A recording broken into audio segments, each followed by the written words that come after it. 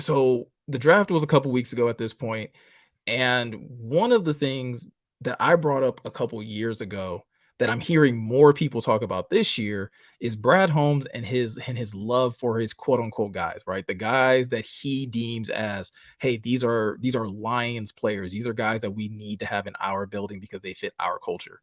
And I feel like the first year it was great. It was great to hear this idea of like, hey, we're trying to establish a culture. We want guys that fit us. We want guys that have that same mentality. That was awesome because I feel like the Lions haven't had that for so many years now. And so it was awesome to have a coach and GM tandem that was committed to like, hey, we're not just going out here just throwing money around. We're actually going to find guys that fit the city and they're going to be committed to our style of football and they're going to be committed to our style of winning. Where I started to get concerned was the second draft, and I started looking at some of the guys they picked, and it was specifically a guy at the top, right? Is when I first started raising this concern. And I did have to eat like a little bit of crow on it, but it was the idea of like, okay, they're going to pick Aiden Hutchinson. And the number one reason I was hearing coming out of people's mouths before we talked about his talent was he's a culture fit.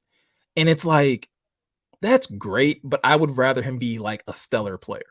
Like I'm all for us having guys that fit the culture that are, that are clean, they're not going to get in trouble and all that type of stuff. But at the same time, and I feel like some of you guys may agree with me, you also want dogs. You also want guys that can go out on the field and perform at a high level. And so again, I did have to eat a little bit of crow because Aiden went out and he played well. He didn't play well for the entire season, but near that back end of the season, he really started to put it together and be way more consistent week in and week out. Um, and you kind of saw that again, even with other guys like James Houston being a late round pick that a lot of people were scratching their head about out of Jackson State. And then once he finally got his opportunity, it was like, oh, we see why you drafted this guy. And we were able to see that the sack numbers that he was able to put together at Jackson State actually translated over to the NFL. His preparation and the way that he attacked the game translated to the NFL. And then there's other guys that you look at. Malcolm Rodriguez obviously stepped up in a big way, um, and was able to take a linebacker spot that, again, weak linebacker class, but he still took it from veterans. He still took it from guys that should have known how to pick up this defense and execute it at a higher level than he was as a rookie. And so you were able to get impact from a player like that as well. Kirby Joseph had instant impact on the back end once Tracy Walker went down. And so there's this so in some senses, it's like, okay, Brad has proven himself right that like, okay, he goes out, he gets his guys, and his guys have so far paid off. But I think this was the draft where a lot of people are starting to kind of come around to what I was saying last year, which is, are we sure that it's okay for Brad to be falling so much in love with the guys that he's picking?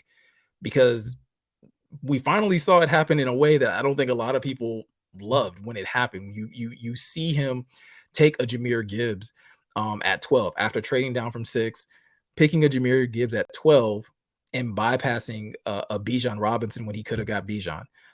You see Brad Holmes stay at 18, and when he has the opportunity to take another defensive player or whatever player you were screaming for at that moment, he goes out and he takes Jack Campbell. And I think that was when people were finally like, hey, and I think we all kind of knew what Brad was going to say when he got to the podium. Hey, these are our guys. They fit our culture. We love them. You know the whole spiel at this point. It's becoming a point where I'm starting to question if it's too easy to spot the Lions type. Like some of y'all might have that friend where like you just know what he likes. So you know not to even take him certain places because if you take him there, like the girls that he likes are going to be there and he's not going to be able to contain himself and he's going to go act a fool.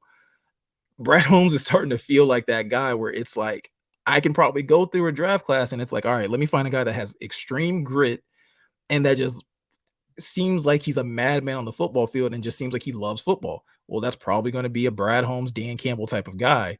And now you have to start wondering, okay, are they going to take them where these draft experts are saying that they're going to be, or are they going to get too excited and jump the gun and take them early? Another example of this, again, of Brad falling in love with a guy and almost jumping the gun a little too early is when they were drafting Levi Onwuzurike, and the rumor and the news came out that like, yo, he wanted to take Levi at the end of the first.